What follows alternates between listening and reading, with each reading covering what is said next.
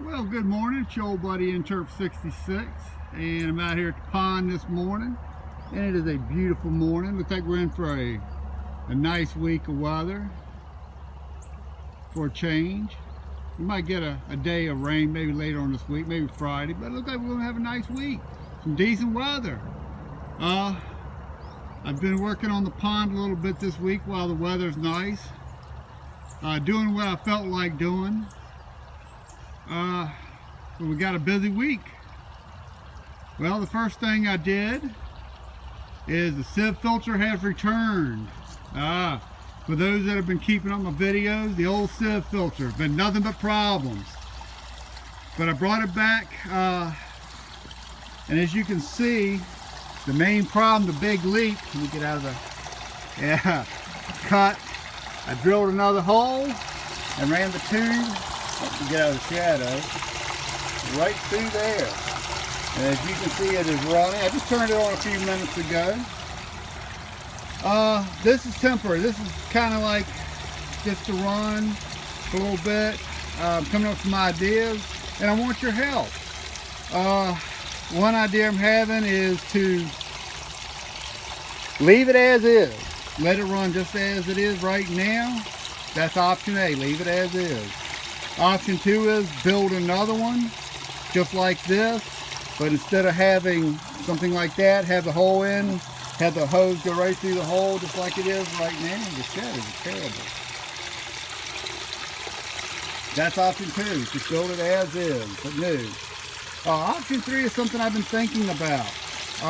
Instead of having the discharge out of a pipe, and as you can see, there's a backlog of water in there, which I don't think is that bad, but I've got an idea. Instead of having a backlog of water, have the discharge right out of the bottom.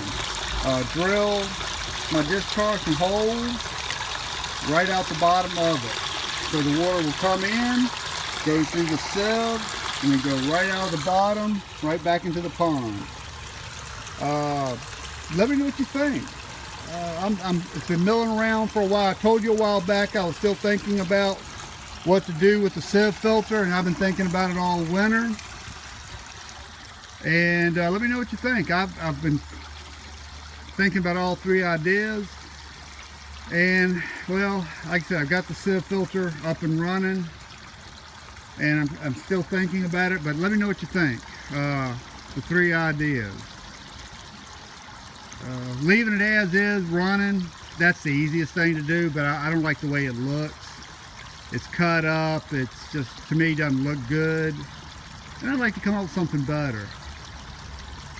Making another one just like it, that's not a bad idea either.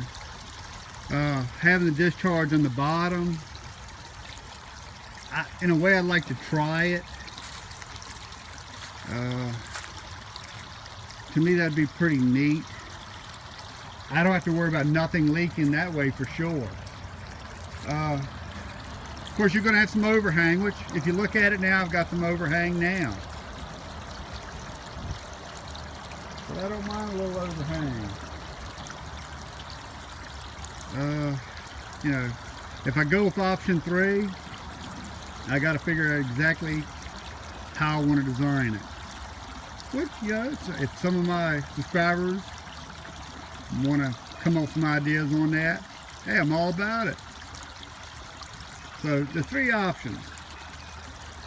So, I'd really appreciate it. Let me know what you think.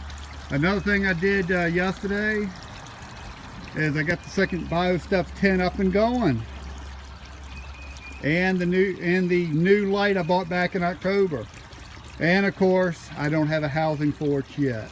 I'm going to take some measurements, and I'm going to try to get the housing for it. Right now I want to work all the bugs out of it. I started up yesterday, and of course I had some leaks, but I think I've got those under control now. Trying a different kind of hosing. The hose I had for it back during the fall, I went to install it, and of course it was no good. So I found this old hosing that came off a pool, and believe it or not, it worked just fine. So I'm gonna leave it running for a while. see how it does. The new light, I really like it. I really do. It's 55 watt UV clarifier. I like it. Just overnight, I didn't make a video yesterday just because I wanted to work the bugs out, and it took a long time yesterday to get it straightened out, and I just didn't feel that good and didn't feel like making a video, and it was frustrating trying to get the leaks under control, and by the time I got everything done, I just didn't feel like it. So anyway, overnight, just taking a look at it, I can tell a difference. Probably in a couple days, Thursday or Friday, I'll get some more minnows and probably do an underwater feeding video. But just looking at the water does look clear. And by the way, I am adding fresh water to the pond. And yes, it is well water, good well water. Just making sure if anybody notices that it's not chlorinated or city treated water. Yeah, it's coming along.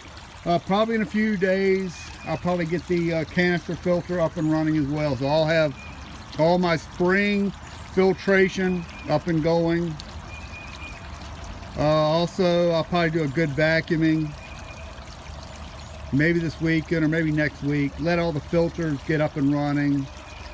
Let them get established. Then I'll probably do a good vacuuming. Probably video that as well. Like I said, I'm very impressed with that pond vac. And I plan on doing more videos with that as well. But we're well underway of getting everything in spring mode. Both my BioSteps 10s are up and running, and like I said, the BioSteps 10s and the UV lights, they're doing the job. But the Sieve Filter, like I said, just wondering what to do with it. I like your input if you can give me some. Oh, and Wesson comes out here to say good morning. And of course he's on his line. Say good morning everybody, Wesson. Yeah, he's not happy being on the line. But if I didn't have him on the line, he'd be taking off in the woods right now, making a run for it. Alrighty. Oh, he's smelling.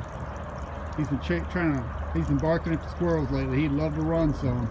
But the problem is, he ran the squirrels, he wouldn't stop at the trees. He'd just keep on going. But anyway,